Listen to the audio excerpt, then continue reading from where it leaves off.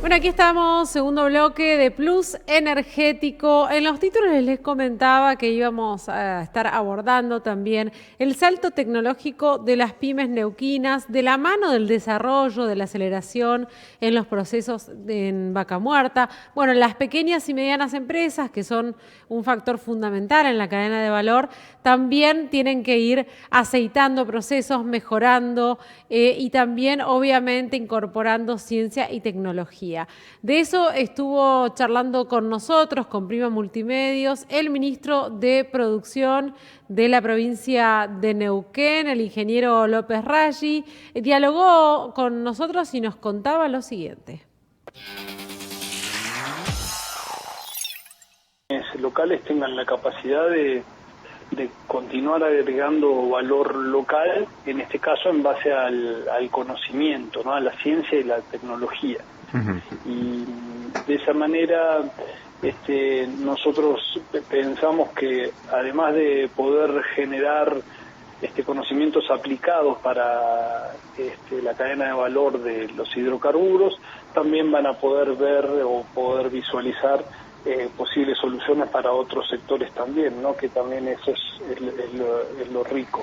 Pero bueno, la verdad que en los últimos años Vaca Muerta ha ganado mucho de competitividad como formación, como conjunto entre lo que es la formación y toda la gente que trabaja, ¿no? Y claro, eso ha tenido que ver mucho por toda la innovación que ha venido de las operadoras, desde las empresas de servicios especializados, pero bueno, también tenemos muchas empresas y mucha gente acá que tiene mucha experiencia en el sector y que bueno, ha sabido acompañar, digamos, todo este proceso, toda esta curva de experiencia, de conocimiento que se ha cortado un montón y que hoy nos configura una Vaca Muerta mucho más competitiva, capaz de competir con las mejores formaciones del mundo en términos de rentabilidad, ¿no? Facundo, se va a dar que un cronograma de contactos con, bueno, centros tecnológicos de otros países. ¿Ya está sucediendo eso? ¿Va a haber un intercambio? ¿Van a viajar? ¿Van a venir acá? ¿Cómo se da eso? Nosotros estamos ejecutando un proyecto que presentamos hace un tiempo al Ministerio de Desarrollo Productivo de Nación a través de una apertura de un programa que se llama PROCEP, Programa de Competitividad de las Economías Regionales. Presentamos este proyecto que básicamente, y nos fue financiado, ya estamos en marcha, ya contratamos un equipo que está trabajando básicamente sobre dos ejes. Uno es sobre la demanda, es decir, cuáles son las necesidades, los problemas o las oportunidades que nuestras pymes locales ven para incorporar ciencia y tecnología, ¿sí? Y por otro lado, en la oferta de las capacidades locales y regionales principalmente, pero también nacionales, capacidades de personas, de instituciones, de ciencia y tecnología para poder atender esas demandas. Entonces, la hipótesis es que acá, en el caso de identificar las oportunidades de las pymes de Vaca Muerta, vamos a poder vincularlas con una o más personas o instituciones que puedan atender su demanda y satisfacer la necesidad y así incorporar tecnología. Digamos, eso es con absoluta simpleza lo que procuramos hacer.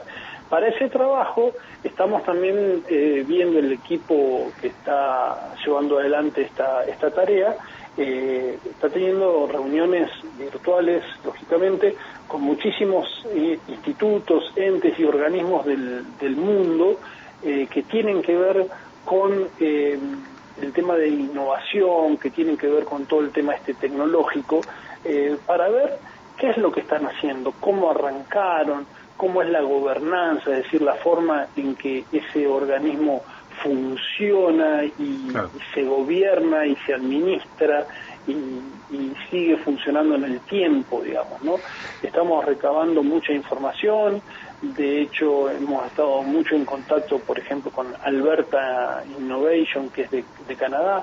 Justamente viene una delegación de Alberta la próxima semana, así que vamos a aprovechar la ocasión porque de la gente que viene tiene que ver con esto que estábamos haciendo.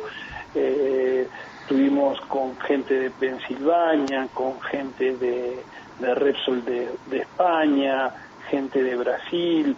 O sea, hay una lista muy grande de estos organismos que se están relevando, obviamente con un cuestionario, para poder tener buena información de cómo son las características, sobre todo de los que, y obviamente, ¿no?, de los que funcionan bien, aunque también nos transmiten algunas cosas que sobre las cuales no les fue muy bien, y también nos viene, por supuesto, claro, para capitalizar eso también. Nos nutre y lo usamos para capitalizar nosotros, ¿no? Bueno, ahí estaba entonces el ingeniero López Raggi mencionando este avance, este salto tecnológico, este desarrollo para las pequeñas y medianas empresas de Vaca Muerta. Ahora sí, vamos a compartir también la columna de Fernando Castro, el editor de Energía de Prima Multimedios, refiriéndose al decreto que pospuso de alguna manera el aumento a los combustibles, un aumento que iba a venir de la mano del aumento al impuesto a los combustibles. Así que compartimos ahora la columna de Fernando Castro. Bien, seguimos acá en Plus Energético. Vamos a hablar ahora del sector de los combustibles, el contexto mundial de precios del crudo y los combustibles, y esa definición que estaba pendiente todavía, que tiene que ver con el impuesto a los combustibles, ¿no? Un componente del litro de nafta, del litro de gasoil que se comercializa en el país, que se esperaba su resolución, cuya resolución se esperaba para el primer día de diciembre, saber si, finalmente se iba a continuar con este marco vigente, que es de prorrogar el freno en el incremento de este componente del precio de la nafta.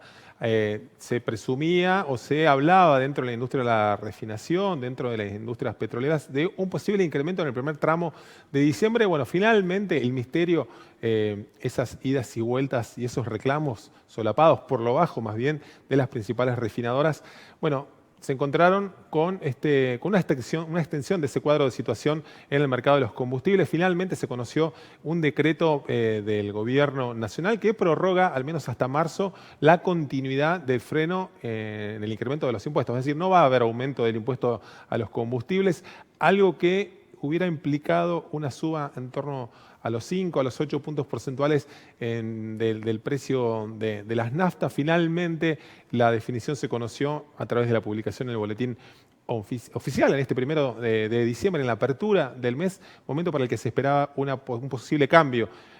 Finalmente lo que tenemos es esa continuidad respecto del escenario que se viene dando desde abril, mayo de este año, de inamovilidad del precio, es decir, precio frenado en los surtidores. Claramente la incidencia de la inflación, la mirada macro que hace el gobierno argentino respecto de los márgenes que tiene o no para aplicar un nuevo aumento en el precio de los combustibles. ¿Qué había ocurrido en la etapa previa? Desde agosto del año pasado, el 2020, una seguidilla mes tras mes de incrementos en el precio de las naftas, la llegada a esa etapa previa a las campañas de las elecciones de medio término, primero las PASO, luego las elecciones generales, donde cada vez que le preguntaban al presidente de YPF, Pablo González, al secretario de Energía, Darío Martínez, algún funcionario del Gobierno Nacional, acerca de qué iba a pasar en surtidores, prevalecía esa respuesta, ¿no? Que no estaba pensado, no estaba en carpeta la posibilidad de aplicar una nueva suba. Recordemos, abril, mayo era el último incremento, luego de ese extenso raíz de mes tras mes con aumentos en los surtidores. YPF dando esas señales en el resto del año, fue de los funcionarios o de los directivos que más habló Pablo González, llevando calma en buena medida en este año electoral, en la etapa previa, antes del cimbronazo de la coalición de gobierno en el test de las PASO, y esa suerte de confirmación con un escenario algo más benévolo en materia de resultados para el gobierno argentino en las elecciones generales. Decía González, no va a haber aumentos, no va a haber incrementos. Darío Martínez había estado hablando días atrás acerca de que ya estaba preparando esa regulación para continuar con el freno del impuesto, para que no se trasladara al precio de las naftas. Finalmente se conoció este 1 de diciembre, en la apertura del mes, el decreto que pone ese freno hasta marzo del año próximo. Hasta el 1 de marzo al menos no va a variar el componente impositivo. Esto que termina siendo parte del costo que pagamos todos como usuarios cada vez que vamos a cargar 1 litro de nafta o de gasoil. Sin duda, en la cuestión política, tallando en esto la mirada del gobierno de los márgenes que tiene para dar una suba, autorizar una suba en los combustibles, en este caso a través de la carga impositiva, en un contexto de inflación interanual en torno a los 50 puntos, ¿no? La situación de millones de argentinos muy complicada en materia económica. Patea un poco la pelota hacia adelante el gobierno, busca ganar algo más de tiempo, mientras también trata de resolver ese enorme dilema central que es la cuestión macroeconómica. El primer paso de ello, que podría ser del acuerdo con el Fondo Monetario Internacional, debate del Congreso, de acuerdo a lo que dijo Alberto Fernández, también para este mes. Lo otro que está tallando también, en cierto margen, acaso cierta lectura, algo que implica menor presión en los surtidores. Si bien todavía el precio del crudo está en torno a los $70, estuvo bajando algo así como 10 puntos en cuestión de días. En la última semana estaba en la línea de los $80, previamente en la línea de los $86. Ese mayor precio mundial, ese encarecimiento del crudo Brent, el petróleo de referencia para Argentina, sin duda que también era un factor, y sigue siéndolo, en buena medida un factor de presión para el litro de nafta, que sabemos en Argentina sufre descuentos. Nadie vende en el mercado argentino un barril por encima de los $60. Es el tope que fija en buena medida YPF en sus compras de crudo interno. Tiene esos márgenes la principal refinadora del país, que tiene al mismo tiempo esa posición dominante dentro del mercado de los combustibles. En torno al 60% de las expendedoras del país son de la empresa controlada por el Estado argentino. Noticia de apertura del mes: por lo pronto no se incrementa el impuesto a los combustibles, algo de alivio leve para los usuarios, y por lo bajo, obviamente las quejas de las refinadoras y de las productoras de crudo van a continuar. Parte del panorama energético, en este caso de los combustibles, del mundo del petróleo, que compartimos con vos acá en Plus Energético. Bien, continuamos con el programa y vamos ahora a nuestro sitio de noticias mejorinformado.com, a la sección Plus Energético, porque allí hay información fresquita del Parque Los Teros, de energías renovables estamos hablando, del Parque Eólico Los Teros, que ya está en marcha. YPF Luz invirtió $235 millones en un predio de 45 hectáreas con 175 megas de potencia instalada, que puede abastecer a 215.000 casas, hogares. La información indica que el ministro de Ambiente y Desarrollo Sostenible de la Nación, Juan Cabandier, y el secretario de Energía de la Nación, Darío Martínez, recorrieron y pusieron en marcha el Parque Eólico Los Teros, acompañados por el presidente de YPF, Pablo González, y Martín Mandanaro, CEO de YPF Luz. Los Teros está ubicado en el partido de Azul, en la provincia de Buenos Aires. Es uno de los parques eólicos más grandes del país, cuenta con 45 aerogeneradores con 175 megas de potencia instalada, que genera la energía equivalente a las necesidades del consumo de 215.000 hogares. YPF Luz invirtió en este parque $235 millones y durante la etapa de construcción generó más de 800 puestos de trabajo, un 60% de los cuales fueron trabajadores y trabajadoras locales. El parque abastece con energía eólica a empresas como Toyota, Coca-Cola, FEMSA, Nestlé, Profertil, Holcim, Santander, Ford, Roca, Hyatt e YPF, entre otros, con quienes ya han firmado contratos de provisión de energía renovable. Durante la recorrida, Cabandier expresó que es un orgullo estar en la planta que va a producir esta cantidad de energía renovable. El ministro también hizo referencia a la lucha por el cambio climático y mencionó que hoy está en el centro de nuestra agenda de gobierno. Es por eso que tanto YPF como la Secretaría de Energía de la Nación y otros organismos estatales trabajaron todo este año en este plan estratégico de energía renovable en Argentina.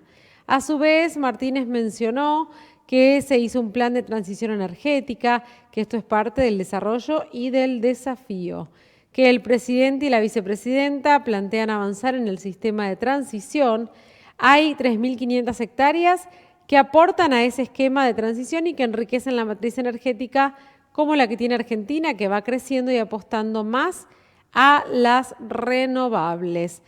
Por su parte, González explicó que durante este año han trabajado en un plan integral en el que han colaborado con la Secretaría de Energía, poniendo en valor, mostrando lo mucho que ha hecho YPF en materia de renovables. Vamos a seguir conversando sobre cómo vamos a seguir con todos aquellos emprendimientos que YPF continuará haciendo en esta etapa de transición energética, dijo González.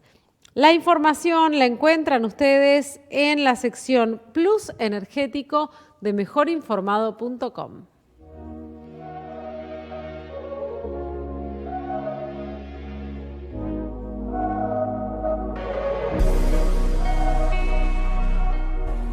Ya nos estamos despidiendo de la edición de hoy. Vamos a volver la semana que viene con más información relacionada con el sector energético de Neuquén, de Vaca Muerta, del país, del mundo, aquí en Plus Energético.